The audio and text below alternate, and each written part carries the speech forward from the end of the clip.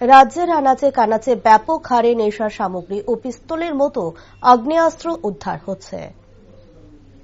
বুধবার গভীর রাতে গোপন সংবাদের ভিত্তিতে অভিযান চালিয়ে বড় ধরনের সাফল্য পেল সিদাই থানা পুলিশ। সিদাই থানার পুলিশের হাতে অভিযোজন থেকে দেশি পিস্তল ও ছোট এক গাড়ি সহ গ্রেপ্তার এক ব্যক্তি। গ্রেপ্তার হওয়া ব্যক্তির নাম রঞ্জন দেববর্মা। বিস্তারিত জানাতে গিয়ে সিদাই থানার ওসি সিদ্ধার্থ শঙ্কর কর জানান, সিদাই থানার অন্তর্গত অভিচরণ এলাকা থেকে রঞ্জন দেববর্মা পিতা লেফটেন্যান্ট সম্প্রায় দেববর্মা নামে একজনকে গ্রেপ্তার করে পুলিশ।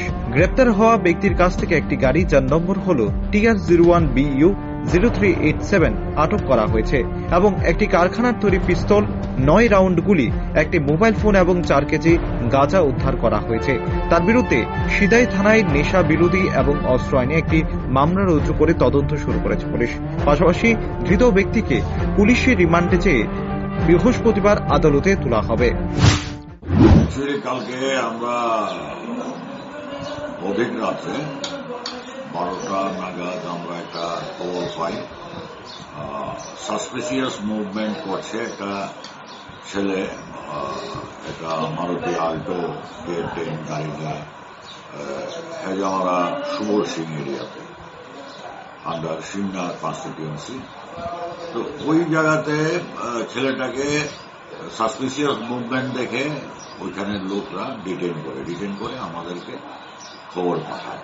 খবর পাঠানোর সঙ্গে সঙ্গে আমি এবং SDPO সাহেব আমরা অফিসার নিয়ে ওই জায়গাতে পৌঁছাই। পৌঁছানোর পর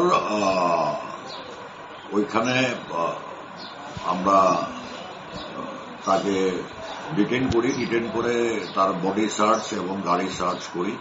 তো বডি সার্চ করার সময় একটা পিস্তল আমরা রিকভারি করি, factory made with live round 9 rounds, এবং গাড়িটাতে আমরা অ্যাপ্রক্সিমেট 4 কেজি ড্রাই গাঞ্জা এবং ওয়েট মেশিন এটা পাই।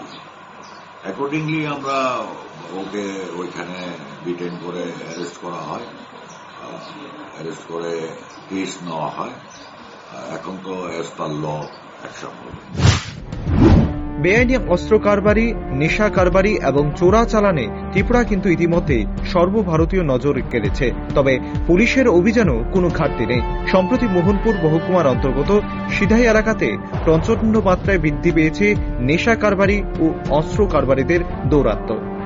Bureau report, rising Tripura.